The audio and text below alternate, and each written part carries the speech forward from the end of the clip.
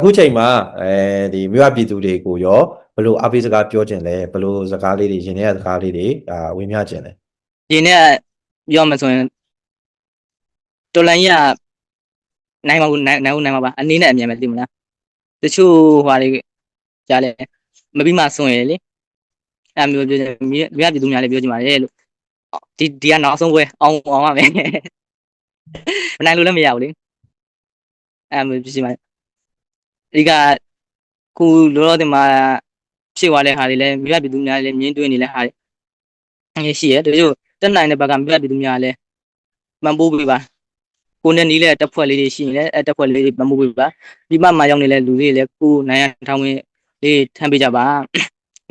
ါဒီမှာဆိုထောက်ဖို့ဖွဲ့စည်းလေးရှိပါတယ်ထောက်ဖို့ဖွဲ့စည်းရလေပေါ့တက်နိုင်တော်လေးလေးပေါင်းဘူးဝင်ပေးကြပါအောင်လို့မြစ်တာရက်ခံပါဗျပြီးတော့ဒါစမရွှေကျူးဟိုပြီးရင်ဓမ္မပဒသားများဖွဲ့လို့လုပ်တဲ့ပြိုင်ပွဲလေးကြောင်းအဲ့ဒါလေးလည်းတစ်ချက်ပြန်ပြီးတော့ပြောပြပေးပါတော့အဲ့တွေ့ကြုံလေးအဲ့မှာညီလေးတို့ဘာတချင်းနဲ့တေးသေးဖို့ဘာတာတေးသေးဖို့ပြိုင်ပွဲဝင်ခဲ့တာလဲဒီကနေပြီးတော့ဘယ်လိုမှတ်တရရှိလဲဘယ်လိုရိုက်ကူးခဲ့ရလဲဘယ်လိုခက်ခဲတွေရှိလဲဒီအပေါ်မှာပြန်ရတဲ့အကျိုးမြတ်ကဘာလေးတွေရှိလဲပေါ့နော်အဲ့ဒါလေးလည်းဝင်ပြပေးပါဦးဟုတ်ကဲ့အပြန်ပွဲလေးပထမပြန်ပွဲတော့ရဲဘုလားမပြီးလိုက်ဘူးလေဒုတိယပြန်ပွဲကျအမဝါပြကြည့်ဘူးကဆရာမဘယ်ချိန်စမှလဲဒီကပြန်ကြီးလာပြီဘယ်နေ့စမှလဲလာကြည့်ဘူးဆရာမစမှနောက်လေစလဲစပထမဆုံးဟိုတချင်းနဲ့ကျွန်တော်ဘန်းခံလိုက်ရတာဘန်းခံလာဆိုပြီးနောက်တစ်ခါထပ်ပြန်ရခုထပ်ပြန်တဲ့ခါမှာကျွန်တော်အမတ်စင်17နဲ့ဟိုနိစနာတချင်းနဲ့ဝင်ပြန်ရတာနိစနာတချင်းနဲ့ဘိုးပြောပါပြတာမနစ်စနာတကယ်အပြင်လောက်ထားတာလက်ခန်းကြီးရှယ်ဆိုးပါရှယ်လောက်ရဗီဒီယိုရိုက်နေလဲကိုလည်းရည်ချင်းနေရအဲ့လိုမနေ့ဗီဒီယိုတချို့ဗီဒီယိုနှစ်ခါလောက်ပြန်ရတာရှိရပိုးပြောပါပြတာညပြတာညတော့လှမ်းပြတာသူကအရှိန်နဲ့ပြလိုက်လဲလှမ်းကိုကတွေ့မိတွေ့ကောက်ယူရတာလမ်းကြီးကဇောက်ထိုးရှယ်ပြောဗီဒီယိုရိုက်ရမ်းကြည့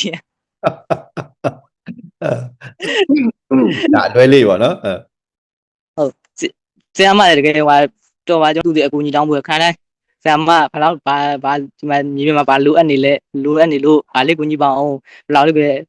ဲကျောင်းဆောင်ကမိဘလောက်တော့ဖြစ်နေမိဘတွေတော့ဖြစ်နေမိဘတော့အဲ့လောက်ကြည့်ဘူးဆရာမဘာကြည့်ဘူးဆရာမပတ်စံလေးဘလောက်လိုနေဘာဝယ်ခြင်းလို့ညာမကြည့်အဲ့လိုမျိုးခံကြည့်ဘူးပဲခုပြန်ဝဲတော့လည်းအဲ့လိုမျိုးပြန်ဝဲမစားသေးဘူးဒီဘက်ကဟောပြကြည့်ဘူးဆရာမပြန်မစားကြည့်ဘူးတော့ပြန်ချင်းနေပြီပထမဆုလည်းလိုချင်နေပြီပထမဆုမရဘူးနှစ်သိစုရတာနှစ်သိစုရတယ်ဘယ်လောက်ရတယ်လောက်ပါနှစ်သိစုက9သိန်းရတယ်9သိန်းရတယ်ဟုတ်နော်ဘယ်လိုပဲဖြစ်ဒါအမှတ်တရလေးတော့ဖြစ်သွားပါပါတယ်နော်နောက်ပြန်ပွဲကြရင်ရောပြန်ဦးမှာလားနောက်ပြန်ပွဲမြေပြင်မှာအခက်ခဲတွေပြန်ပွဲဗီဒီယိုရိုက်တော့လည်းဒီဘက်မှာဒင်းတွေက9စီမှတ်မိရ9စီဟာပြင်နေတဲ့အချိန်မှာကျွန်တော်အချားတွေကလေးပဲရိုက်ပြရတာဒင်းနဲ့အချင်းကြီး20ကျော်လောက်ဒီဘက်မှာလိန်နေကြည့်နေတာတောင်ကြီးလိုက်ညောင်းလိုက်ပြေးရိုက်လိုက်ညောင်းလိုက်ပြေးရိုက်လိုက်အဲ့ဗီဒီယိုလေးရောက်ရေးရိုက်ခွင့်ကစနေပြီပြန်ဝင်နေမှာပါမှလည်းစိုးရိမ်နေရလေအဲ့လိုဆာမပို့လို့ရသေးလားပို့လို့သူကရသေးရဆိုရင်အဲ့လိုမျိုးပြန်ပို့ရတာအပို့ကတော့2ခါ3ခါလောက်လောက်ရတာအချိန်တွေယူရတာဒီဘက်မှာမြေပြင်ကလည်းဒီဘက်ကစစ်ကြောင်းကလည်းနီးရလေအဲ့လိုအဲ့တော့မနိဆန္ဒကလုံးဝလေအတန်ဘုံတန်ကြားမှာပတ်ပြေးနေရတာဗောအဲ့ဒါမင်္ဂလာပါခင်ဗျာနွေဦးတော်လန်အေးရဲ့နောက်ဆုံးရတဲ့တဲ့တွေကိုအချိန်နဲ့တပြေးညီနားဆင်နိုင်ရန်စောင့်မျှော်အားပေးကြဖို့တောင်းဆိုပါရခင်ဗျာလိုင်းဆိုတော့တောင်ပြေးလိုက်ပြောက်ပြေးလိုက်လေရဝဲလိုက်တောင်ထမ်းလိုက်ဒီမှာအဲ့တော့ခက်ခဲအများကြီးကြားရဆိုတာလေနော်အဲ့တော့ဒီကတော့အချင်းဒီပေါ်မူတည်ပြီးတော့နောက်ထပ်ဒါအမတ်တရထပ်ပြီးတော့လုံနိုင်မှာပေါ့လေနော်အဲ့တော့လုံနိုင်ဖို့အတွက်လည်းကြိုးစားပေးကြပါပေါ့နော်ဘာပဲဖြစ်ဖြစ်ဒီရုပ်တံလေးတွေဒီပြိုင်ပွဲလေးတွေကြည့်တဲ့အခါမှာပြည်သူတွေကခဏတာမောပြေတယ်လေနော်သူတို့ချစ်တဲ့ PDF ညီကိုတွေဒါကိုသားရွယ်လေးတွေကဒီလိုမျိုးမလုတ်တက်နဲ့ပြည်သူတွေမောပြေစီဖို့ဒီလိုဟာသားဗီဒီယိုလေးတွေဖန်တီးပြီးတော့ပြိုင်ပွဲအနေနဲ့လုပ်တော့ဆိုကြည့်ရစိတ်ချမ်းသာတယ်ကွာကိုလို့ဆိုလည်းကြည့်ကိုဆိုအဲ့ဟာတောက်လျှောက်ကြည့်ရတပူရှာဒီဖွဲလည်းကြည့်ရဟိုဖွဲလည်းကြည့်ရ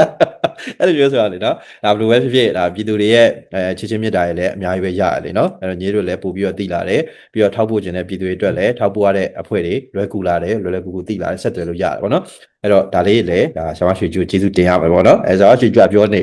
ဘာပြောလဲဆိုတာဒီအဖွဲ့တွေအကုန်လုံးဒါဆရာမဖြစ်နေတော့တဲ့နောက်တော့ဘလို့တော့လုံးရမလဲမသိဘူးပေါ့နော်အဖွဲ့တွေအများများလာမှာဆိုရင်ပေါ့နော်အဲ့တော့ဘလို့ပဲဖြစ်ဆက်ပြီးတော့လုံနိုင်ဖို့အတွက်ကြိုးစားအောင်ပါပေါ့နော် ပြီးတော့အဲ့ဒီအခုဒီလေချောင်းနဲ့ပတ်သက်တဲ့ဟာပေါ့နော်စစ်ကောင်စီဘက်ကအခုလိုမျိုးဒီအညာဘက်တွေမှာလေချောင်းတိုက်ခိုက်မှုတွေလုပ်တာရှိတယ်အဲ့ဒါကကိုမြင်ရတော့ပေါ့နော်ဒေါ်လာရင်းအဖွဲ့တွေကိုလုပ်တယ်ဆိုတာထက်ပေါ့နော်ဟိုပြည်သူတွေကိုပဲဥတည်ပြီးလုပ်နေတယ်ဆိုတဲ့ဟာမျိုးကိုပုံမြင်တွေ့ရတယ်ပေါ့နော်အဲ့ဟာရဲ့ကွာခြားချက်ကိုလည်းညီလေးမြင်တွေ့ရတော့ပြောပြပေးပါဘာကြောင့်မလို့ဒီလိုတွေလုပ်နေသလဲပေါ့ သူတို့ကမြေပြင်မှာကြဒီဘက်ကသူတို့က900နဲ့ထိုးရင်ဒီဘက်ကအင်အား1000ကျော်နဲ့ပြန်ထိုးတယ်သူတို့ကမနိုင်ကြသိမလားဘာမဲလဲပြည်သူတွေပေါ်ချတယ်ဖုံချောင်းတွေပေါ်မနိုင်ကြက်မနိုင်ကြည့်ပြီးနဲ့ရှူလို့ပုံစံဖြစ်နေမနိုင်ရတယ်ဒီကပြည်သူပဲဖိရတယ်သူကဒီဘက်သူကအဲ့လိုမျိုးနိုင်ကုန်းချောင်းသူနိုင်၄ချောင်းတော့မှသူကလေရင်ပဲတုံးချင်းရှင်းလို့မရဘူးတုံးသူဒီဘက်ကဂျမ်သူတို့ဂျမ်မာကြီးလဲကြုံလဲကြော်ရလေတချို့တော့အတေကန်ခွဲတဲ့တုံးတွေလည်းရှိရဲခုပိုးပြီးတော့အကောင်တာတော်လိုင်းတွေမှာလူငယ်ရတချို့ကနီးပညာတွေနဲ့ထွင်ကြရဲကိုမမြင်ဘူးလဲတုံးနေတောင်မြင်ဘူးရဲခုကတချို့ຢာတွေတော့ဘာလူတော်မလိုက်စားမလို့အဲ့လိုမျိုးစက်ရုပ်လေးနဲ့တီထွင်တာမျိုးတွေလည်းရှိရဲအဲ့လိုမျိုးသူတို့အများနေတာအများကြီးပဲเนาะတယ်ဒီမှာအဲ့ကြောင့်မလို့ဒါတမင်ပြည်သူကိုပြစ်မှတ်ထားပြီးတော့မရိုင်းတာပေါ့လေเนาะဒီတော်လိုင်းရေးကာလတစ်လျှောက်ဒါကိုမေးတာဒါဟိုပါပေါ့လေเนาะဒီညီလေးဖြတ်တန်းခဲ့တဲ့တော်လိုင်းရေးကာလတစ်လျှောက်အဲ့လိုစိတ်ညစ်ရဆုံးချိန်ဝမ်းအနည်းဆုံးဖြစ်ပြက်ပေါ့เนาะအဲ့လိုမျိုးတွေရောဖြုံခဲ့ဘူးတာရှိလားပေါ့เนาะအဲ့ဒါတွေကိုရောဘယ်လိုအားတင်းပြီးတော့ကြော်ဖြတ်ခဲ့ရလဲပေါ့တော်လည်းစတော့အဲ့လိုမျိုးပဲစစ်ကြောင်း3ကြောင်းထုံးတော့လေကြီးလည်းမတော့အောင်ဆင်းမလည်းမစား3ရက်4ရက်လောက်ရှိတယ်အဲ့လိုမျိုးဘာနောက်ရဘာမနေတိုင်းတော့လည်းဘေးဘာရှိလဲပြောင်းမှုပင်နေရှိရပြောင်းမှုတွေစုပ်တယ်နေရာ3ရက်လောက်စုပ်တယ်ဒီကအစိမ်းပြအပြရဲဘလို့လဲဟွာရှမ်းမန်းစစ်စစ်ကြီးလေအဲ့မှာလဲရဲဘလို့တင်ရသွားသေးရင်ဟုတ်လားဘာလို့ဟုတ်တယ်ရမစစ်စစ်မှာဟွာရဲဘလို့တင်ရရဲဘောရောက်40ပို့တာအဲ့ဒီမှာညီလေးပါညီလေးကအဲ့40ရင်ညီလေးတော့တုတ်လေအေးအဲ့ဟွာခွေးတွေနားလေးဖြတ်သွားတယ်ဘလို့ဖြတ်ရမလို့အကားကြီးထဲမှာမိုင်းတွေအောက်အခုမိုင်းတွေနေလေမျိုးဖြတ်တာမိုင်းတွေအောက်မှာမိုင်းတွေအပေါ်မှာဘယ်လိုမျိုးနေအယောက်20လောက်အယောက်20 30လောက်ပါဟောဟိုမှာဝင်ရအကုန်တယောက်ထက်အောက်မှာမိုင်းတွေအောက်မှာကုပြလေအဲ့လိုမျိုးအခက်အခဲတွေကြားထဲမှာဖြတ်ကြောပြီးတော့ရှမ်းမြောက်မှာတင်းတန်းဝါဆင်တာသူများတင်တာမှာလေအဲ့လိုမျိုးဘာနဲ့စားကြလဲရှူရှဲလေးတစ်ချမ်းနဲ့ညနေခင်းတစ်ချမ်းမနေ့ကတစ်ချမ်းဘာဟင်းကောင်းစားမှာတော့ကြောက်တယ်ဘာကြောင့်ဟင်းကောင်းစားရင်အလောက်ကတော့တရားကြီးပင်ပန်းပြီးတင်းတန်းဆိုလဲအဲ့ညာဟင်းကောင်းစားလေးနေရအကျဉ်းဆုံးပဲဟင်းမရှိဘာစားလဲဘေးမှာငပြောင်းမရှိရငပြောင်းဦးတွေကိုခုတ်ပြီးတော့ဟင်းညွတ်ချက်တောက်စားတယ်အပြစွန်းတန်းလို့အမုန်းဆုံးပဲစီလဲမပါစားလဲမပါအချုံလည်းမပါစွန်းတန်းကျုပ်တခုတော့ရှိရင်ကျုပ်တစ်လုံးနဲ့တောင်တစ်လုံးနဲ့ကျုပ်တော့တောင်တစ်ချက်တောင်တော့ပါတယ်စိုက်ကြီးတွေထမ်းရတာတောင်တွေကိုကျုပ်တစ်လုံးမစားရတော့ရှမ်းမြောက်မှာလည်းဒါတို့ညာသားတွေအများကြီးပါဝင်ခဲ့ရပါတော့เนาะဒါကိုရှေ့မှာဒါအဖွဲ့မေးတဲ့အချိန်မှာလည်းရှမ်းမြောက်ကိုဒါခုနလိုပေါ့နော်သွားပြီးတော့တိုက်ပွဲဝင်ကြတဲ့အညာတပ်ဖွဲ့တွေအများကြီးရှိရပါတော့အဲ့တော့အခုတော့မှဒါညီပြောပြမှသိရပါတော့ဒါပါခဲ့တဲ့အညာသားတွေအများကြီးရှိရတယ်เนาะအဲ့တော့ဒီအဖွဲ့တွေထဲမှာလည်းညီတို့တက်ရင်လည်းပါတယ်ပေါ့နော်အဲ့တော့အဲ့မှာရှိတဲ့တိုက်ပွဲတွေမှာလည်းအများကြီးဒါအတွေ့အကြုံရှိခဲ့မယ်သိကြတယ်ပေါ့နော်အဲ့တော့အဲ့ဟာတွေအဲ့လိုမျိုးတွေ့ကြုံခဲ့တဲ့ဟာတွေကဒီဘက်အညာဘက်မှာပြန်ပြီးတိုက်ပွဲဝင်တော့ဘယ်အပိုင်းတွေမှာသိတာလဲဘယ်ပိုင်းတွေမှာသိပါလို့တချို့じゃသိမလားမြေပြင်မှာじゃမြေပြင်ကဟာတဲ့သူじゃကျွမ်းကျင်တယ်တောင်ပေါ်じゃတောင်ပေါ်တတာကလည်းအဓိကအဲ့နှစ်ခုကိုမြေပြင်မှာဘယ်လိုလုပ်လဲတောင်ပေါ်အဲ့လိုမျိုးနှစ်ခုပြန်ပြီးလေ့လာရဲတောင်ပေါ်ကျွမ်းကျင်လို့ကမြေပြင်လာတယ်လို့မရဘူးမြေပြင်တိုက်လို့တောင်ပေါ်တိုက်လို့မရဘူးအဲ့လိုမျိုးလေသိမလားအားနေချက်ကဘာလဲအားသာချက်ကဘာလဲကိုယ်နဲ့ရန်သူနဲ့နေရင်ဘယ်လိုလုပ်ရလဲဘယ်လိုအဲ့လိုမျိုးလေတချို့ကစေးနီးပြူပါတွေလည်းတော်များလည်းရခဲ့ပါတယ်ဟောတချို့လိုရှမ်းမြောက်မှာဆိုဟိုဘက်အိမ်ဒီဘက်ပဲတိုက်ရတာပဲတခါသူနဲ့ကိုယ်နဲ့ကြာညဆိုလဲကြာတယ်အိမ်နာတက်တော့မှဟိုဘက်အိမ်နာဒီဘက်နာနီးလေးပဲအဲ့လိုတက်ခဲ့ရတယ်မြို့ရင်းတိုက်ပွဲတွေပေါ့နော်အမတ်တရလည်းရှိခဲ့တယ်အညာကြီးပဲကင်းဆောင်တာအခွေဘက်ကနေကျုံးလာတာကိုဘက်ဒီဘက်ကိုနေကျုံးလာတာဂန်းတက်လက်ကြီးဆိုရဲလို့ဒီဘက်ကထောက်တယ်ခွေလို့ထားပြောလိုက်တာသူကလည်းဆွဲမိစားဆွဲသွားဒီဘက်ကဂန်းတက်လက်ကိုယူပြီးသူဘက်ကဂန်းတက်လက်ကိုထားခဲ့ရအိမ်နာမတက်လာလေညဆိုတော့သိမလားအိမ်ကြီးခဲ့ရဆိုတော့အိမ်နာလာတက်တာရှိသေးလားအဲ့လိုမျိုးဖြစ်နေလောက်အောင် တော့အမတ်ရတယ်ကင်းဆောင်နဲ့ဘဒူလဲလို့မရအဆမဖြစ်ဘူးဒါကြောင့်မေးလိုက်တာစကောက်ကမဟာပါဒီရောက်ကဂန်းနေကောက်ကလိုက်တာသူ့မှာရှိတဲ့နှစ်လက်ကိုထားခဲ့ပြီးဒီဘက်ကတစ်လက်ကိုကောက်ရွေးပြေးတယ် အဲ့ရှမ်းမြတ်မှာတိုက်ပွဲဝင်တော့ဒါကိုစီရဲ့အငြိစီကတပ်ဖွဲ့တွေပေးဆက်ရတာရှိလားရင်းနှီးရတာရှိလား ဟုတ်ကဲ့ဟိုရဲဘော်လိုတင်ရင်မှာဟွာလောက်ပေးဆက်ခဲ့ရတယ်9ယောက်လောက်ပေးဆက်ခဲ့ရတယ် ဩအဲ့မှာကာလာဘယ်လောက်ကြာခဲ့လဲညီတို့ ဘယ်လောက်ကြာခဲ့လဲဆိုတနေ့ခွဲ2နှစ်လောက်တော့ကြာတယ်ရှမ်းမြောက် ဩအဲ့တော့အဲ့ကနေပြန်လာတဲ့အချိန်မှာအရဲဘော်တွေတော့ပြန်မပါလာနိုင်ဘူးပေါ့လေနော်တတိရလားသူတို့ တတိယရတယ်ဘာသူတို့နဲ့အမှုတွေစုံဘာလို့တိုက်ဆိုင်မှုလေးရှိတော့ပိုးတော့တတိယရန်တချို့လိုရန်ဖြစ်ပြီဆိုငါနဲ့သူနဲ့ဘယ်လိုရန်ဖြစ်ခဲ့တာတွေဘယ်လိုတွေအမှတ်တွေပြန်တချို့ညီလေးခွဲတဲ့ဟာတွေရောပါတယ်ကြောက်ပါကိုရဲဘော်လေးကိုအမှတ်ရအဲ့ဒါရှိရတချို့သူတို့ကြောက်ရတဲ့ရက်ပြင်ကြောင်ရဲ့ကုသိုလ်ကောင်းမှုလေးလည်းလုပ်ပေးရ အဲ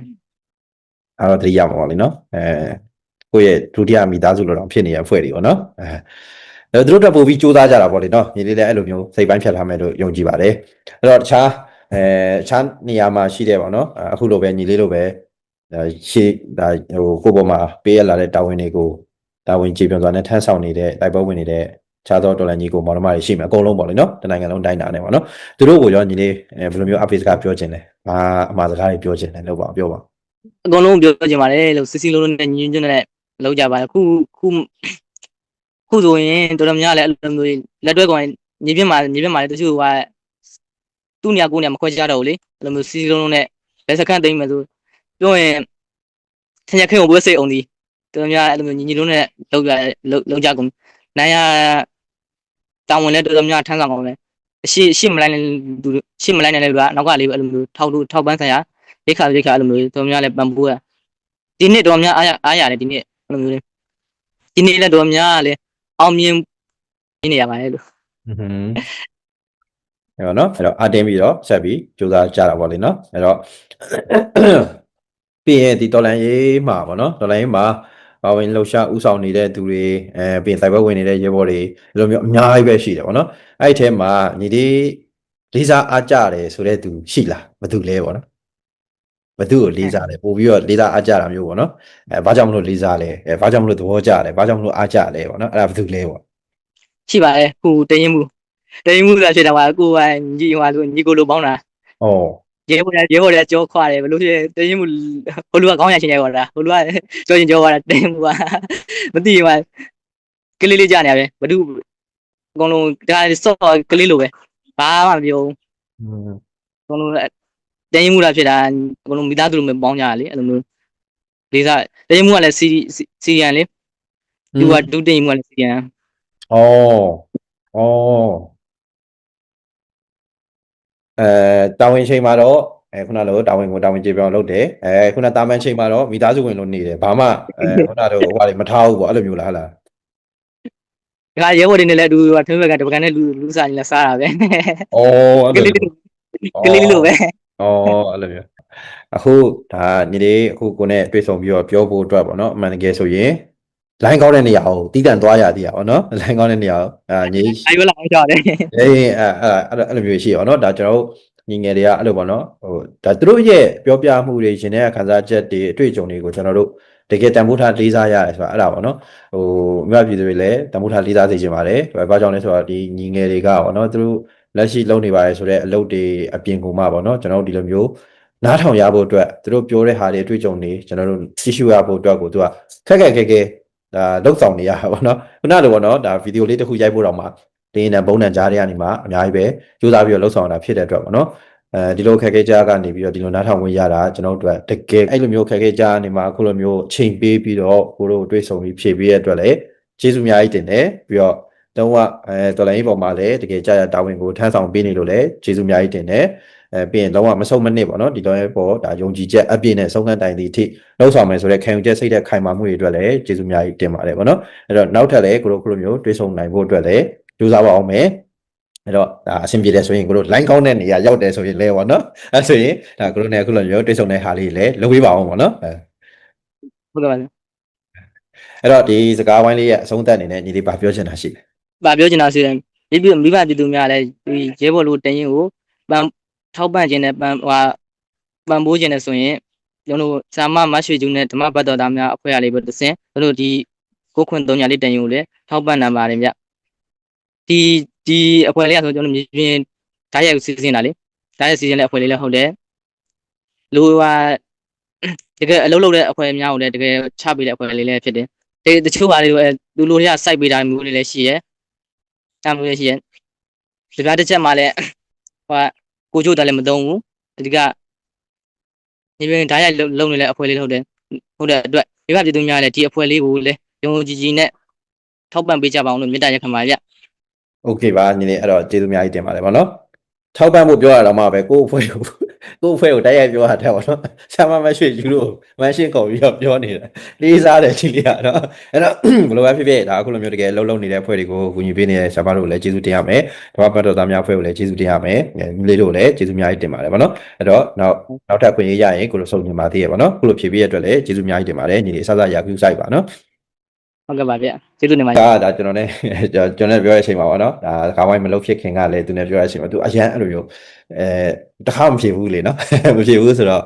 ကျွန်တော်အခုလိုမျိုးရင်းနှီးပြောဖို့အတွက်ကိုပေါ့နော်သူအများကြီးစူးစမ်းခဲ့တာဖြစ်တယ်တကယ်ချွေးတွေပါပြန်အခုကချွေးတွေပါစီကြအောင်နော်လောကအဲ့လိုမျိုးပုံစံမျိုးနဲ့တောင်မှပဲ